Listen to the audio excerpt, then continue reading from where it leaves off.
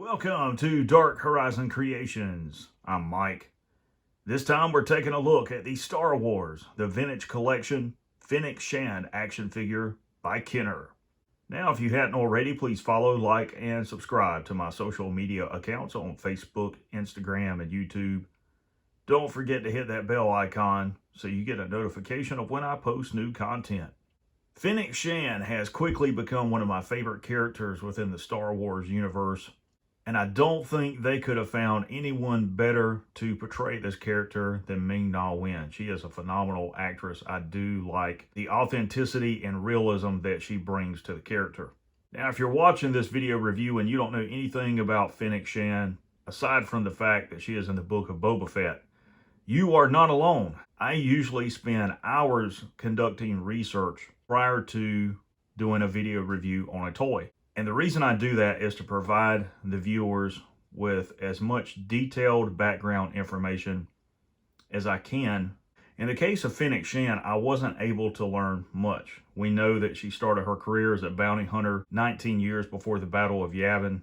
In the early days of the Empire, she worked for the Hutt Syndicate as well as other crime syndicates throughout the galaxy. She quickly earned a reputation as a master assassin and elite mercenary. And when we see her in The Mandalorian, she is in a very precarious situation. And that is where she is rescued by Boba Fett.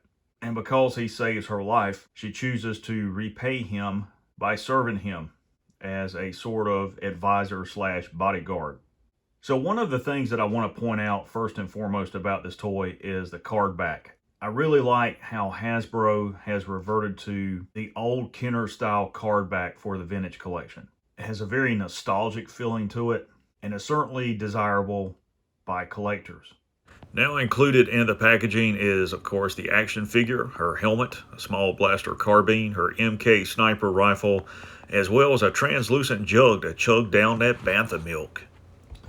On the back of the card back, you have some obligatory product shots of the other Vintage Collection figures in this wave. Okay, here we have Fennec Shand outside of the packaging.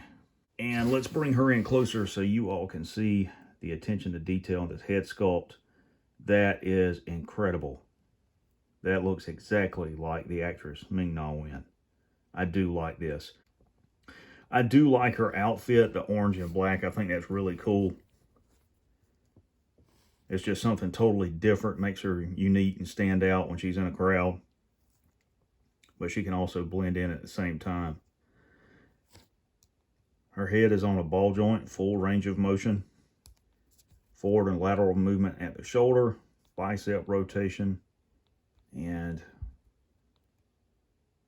I think this is a single jointed elbow. And she has elbow rotation. Yes, she does. Wrist swivel, and I think she's got wrist pivot as well. Torso is on a ball joint, full range of motion. And let's see if she has waist swivel. Yes, she does. I turned it sideways because it's hard to tell with the fabric wrapped around and I didn't want to tear it. Forward and lateral movement there at the thigh rotation.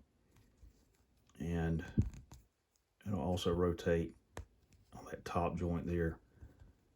Double jointed knee, lower leg rotation, and her foot will pivot as well as rotate side to side. A lot of motion for this action figure. That's really cool. And she does include the interchangeable head sculpt, which is her helmet. So you can take her head and pop it off, and pop this one on. Have her helmet on. I like her without her helmet. Just think it looks better as a character when she doesn't have it on. Okay, so let's talk about the weapons first and foremost. You have the small blaster carbine. And I was not able to find out any technical information on either of her blasters. So I can't tell you any of the specifications on these things. And you can see that it's got some slight warping there. And that's my primary complaint with both the Black Series and Vintage Collection weapons, is due to the fact that they're made out of this soft rubber type plastic. They tend to warp really bad under extreme temperature changes as well. Sometimes it can be corrected by either immersing it in really hot tap water for 30 or 40 seconds, or using a hair dryer on low setting, and then, trying to straighten it out and either dunking it in cold water or putting it on a flat surface like this and taping it down and leaving it so that it will set and hopefully remain straight. And it's just a very frustrating thing, particularly when you want to use these figures for toy photography and they have warped weapons, because if you can't correct it, then you don't have a lot of options. What I've begun to do is go online and order 3D printed weapons that are printed using PLA plastic, and though they have flex in them, they're not going to snap and break unless under extreme pressure, and they also aren't going to warp the way these factory weapons will. I would gladly pay a few dollars more if they would switch to ABS injection molded weapons, but they're not going to do it. So this particular blaster looks like she would, let's see, it looks like she would utilize this almost like a shotgun, if you will. The grip is very strange on this blaster.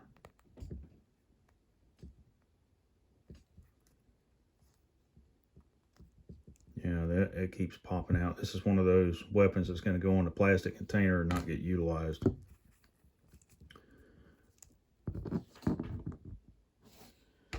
So here's the MK sniper rifle, and you guys can see how warped it is.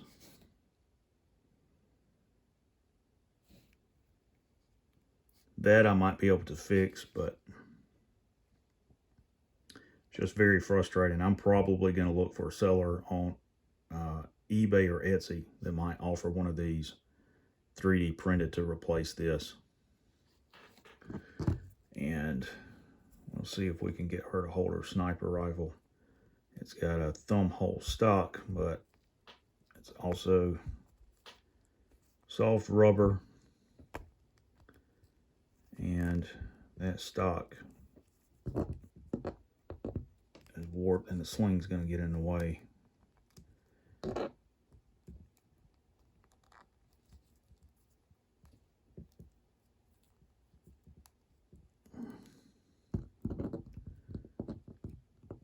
So her strong side hand is going to pop out, but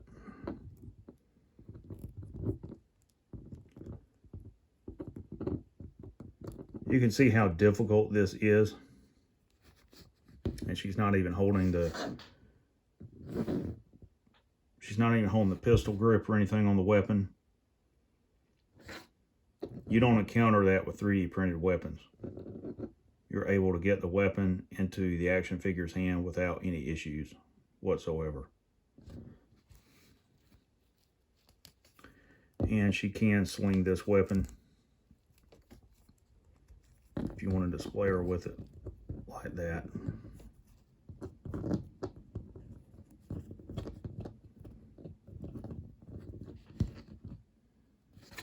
And here is the translucent jug out of Jabba's palace, out of which Fennec Shand can chug down some bantha milk. Let's see if we can get it to go in her hand. Maybe her finger will fit around the little handle. And yes, it will. She can chug down some bantha milk, eat some cookies, while she listens to Boba Fett discuss his grand plans for ruling Tatooine. Overall, I really like the action figure. The weapons are total crap. If you're a serious collector like I am, you need to invest in 3D printed weapons, or invest in a small 3D printer and print your own weapons. That's what I plan to do next month.